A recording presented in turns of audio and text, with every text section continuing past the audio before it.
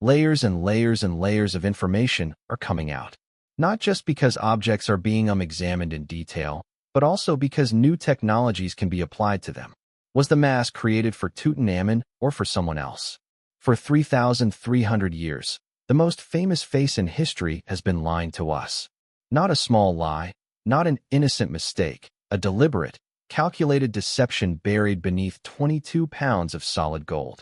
And we only discovered it because a team of physicists pointed a quantum imaging scanner at King Tut's death mask and saw something that should not exist. A name erased, hidden beneath the surface. A name that doesn't belong to a boy king. It belongs to a queen who vanished from history. Here's the deal. What I'm about to tell you hasn't made it into the official record yet. The findings are still being verified, debated behind closed doors, fought over by people whose entire careers depend on the old story being true. But the data is out there now. And once you see it, you can't unsee it. The mask everyone loves, the icon printed on 1 million posters and t-shirts, was never meant for Tutankhamun. It was stolen from someone else's tomb, and the evidence was always there. We just didn't have the technology to see it until now. The icon that fooled the world. November 1922. British archaeologist Howard Carter chisels a small hole into a sealed chamber in the Valley of the Kings. He holds up a candle. His hands are shaking.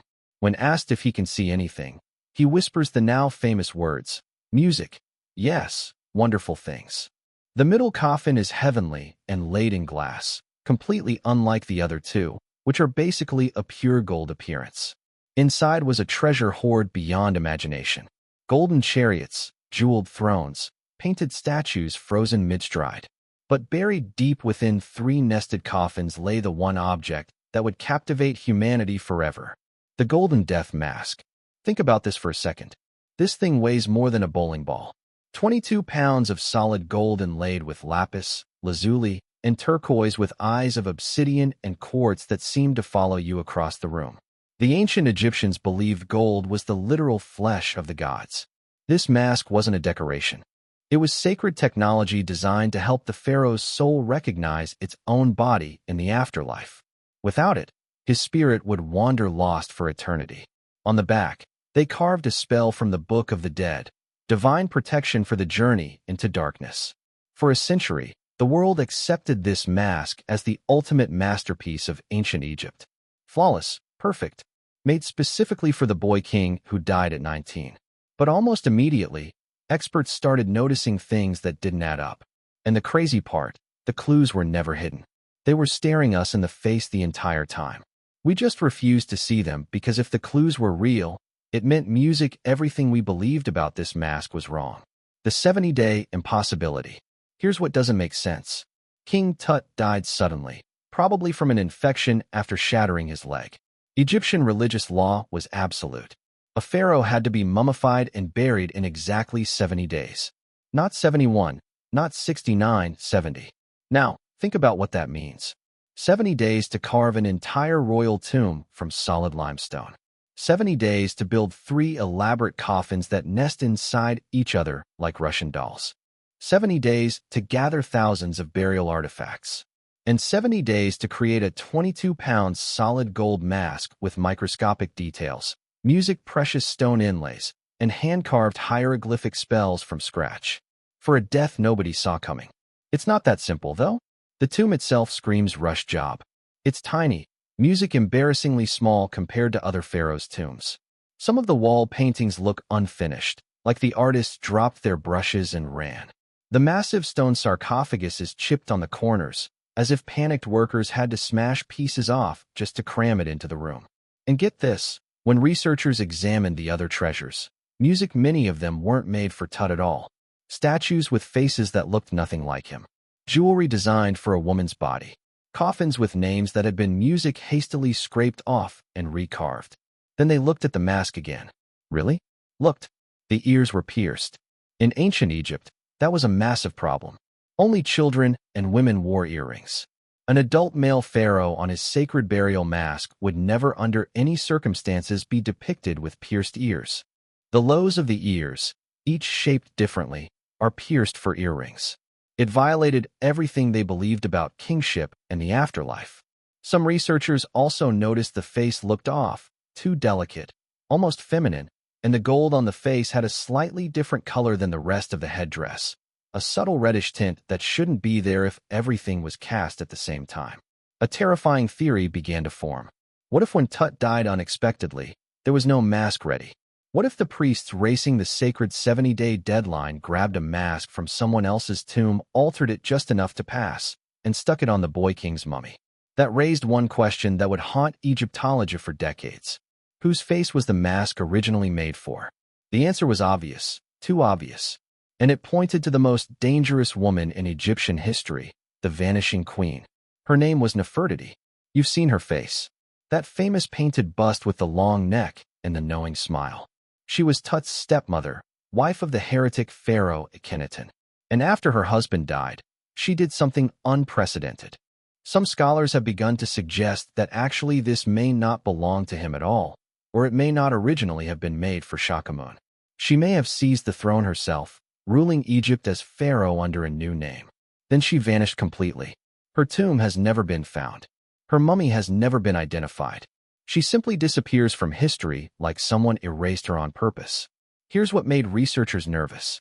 Music: if Nefertiti died before Tut, and if she had her own burial mass prepared, and if Tut died suddenly with nothing ready. The math worked out perfectly. The pierced ears made sense. The feminine features made sense.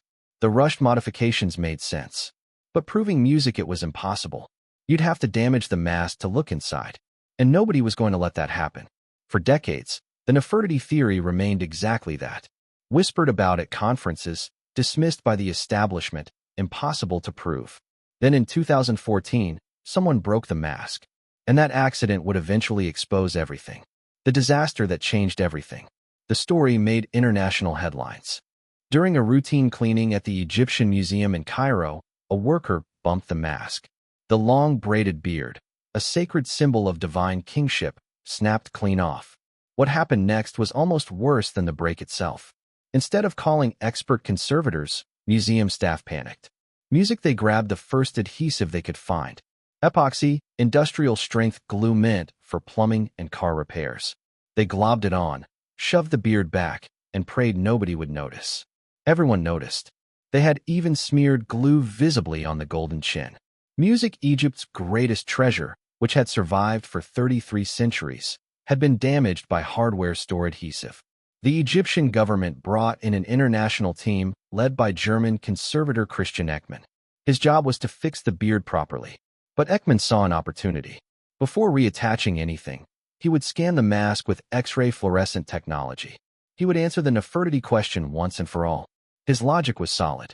If the face had been cut from another mask and soldered onto this one, music: the XRF scan would show it. Different gold compositions, solder lines, chemical signatures of alteration. His team spent months scanning every millimeter. The results seemed definitive. Music: the gold in the face matched the gold in the headdress. The hieroglyphs spelling Tutankhamun showed no evidence of being carved over another name. And the delicate glass inlays around the eyes were perfectly intact. If anyone had soldered a new face on, the heat would have cracked that glass instantly. Case music closed. The Nefertiti theory was dead. The mask was 100 tuts. Ekman's team removed the epoxy and reattached the beard with beeswax music just like the ancient Egyptians would have used.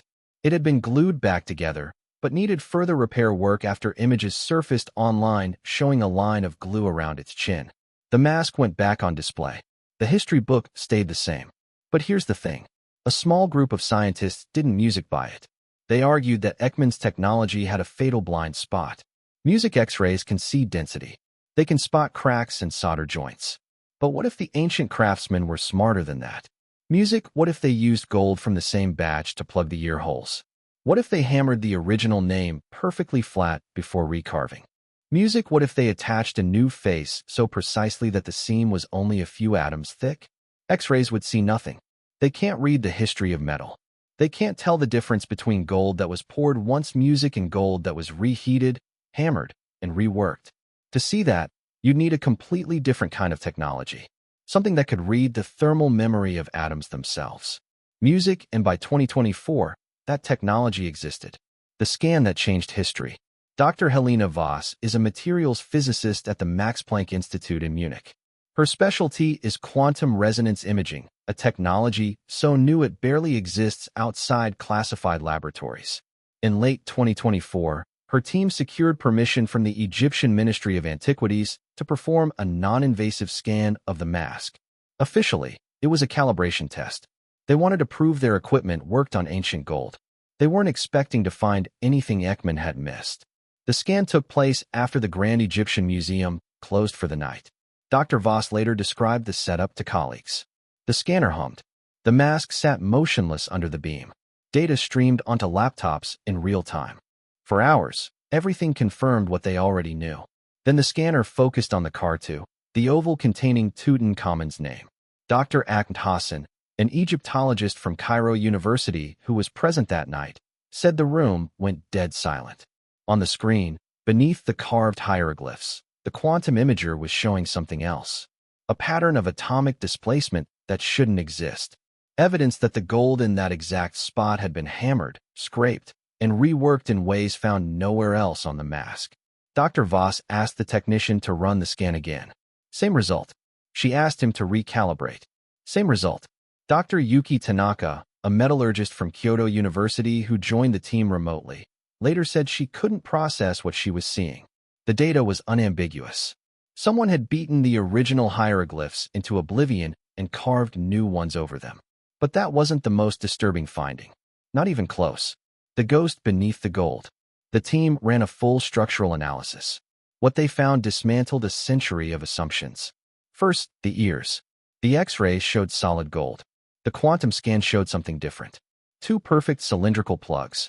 Someone had filled the original pierced holes with rods of identical gold alloy, then hammered and polished them until the seams were invisible to any technology that existed before 2024. The ears had been plugged. The mask originally belonged to someone who wore earrings. Second, the face. The quantum imager detected what Dr. Voss called thermal ghosting around the entire perimeter where the face meets the headdress. This is a molecular signature. It means the gold along that exact outline had been superheated to a different temperature than the surrounding metal. This was hopefully going to be the only intact royal burial ever found in the Valley of the Kings. The ancient craftsmen hadn't soldered from the front. That would have cracked the glass. They'd attached the new face from behind using high-pressure heating that left the visible surface flawless. The seam was invisible to X-rays, but the atoms remembered the face had been cut out and replaced. The room was silent for a long time. Dr. Hassan was the first to speak.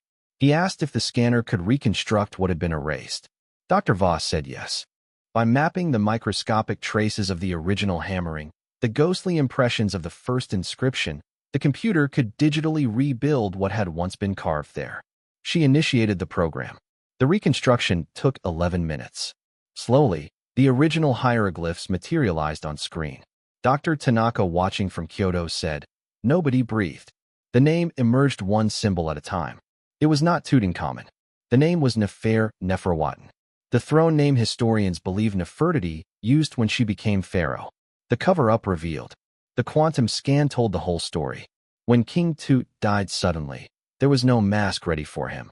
His powerful successor, a man named A, likely stole Tut's originally planned grand tomb for music himself. The priests were trapped. They had 70 days. No mask, no options. Music, so they went to the tomb of the previous pharaoh, Nefertiti. They took her burial mask and they went to work. They plugged her pierced ears with gold from the same batch, hammering until no seam remained. They commissioned a new face bearing the Music Boy King's features. They cut out Nefertiti's face and attacked Tut's from behind using techniques music so advanced the joint was invisible for 3 millennia. Then they hammered her royal name flat and carved his in its place. They buried their king wearing a stolen face, music, and they buried the truth along with him. The mask now sits in the Grand Egyptian Museum. Music, millions of visitors stare at it every year, believing they're seeing Tutankhamun. But beneath that golden surface lies the ghost of a vanished queen, music hidden for 3,300 years.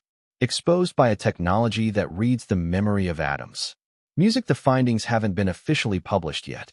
Verification is ongoing. Careers hang in the balance. Music, but the data is out there now, and it raises questions that won't go away.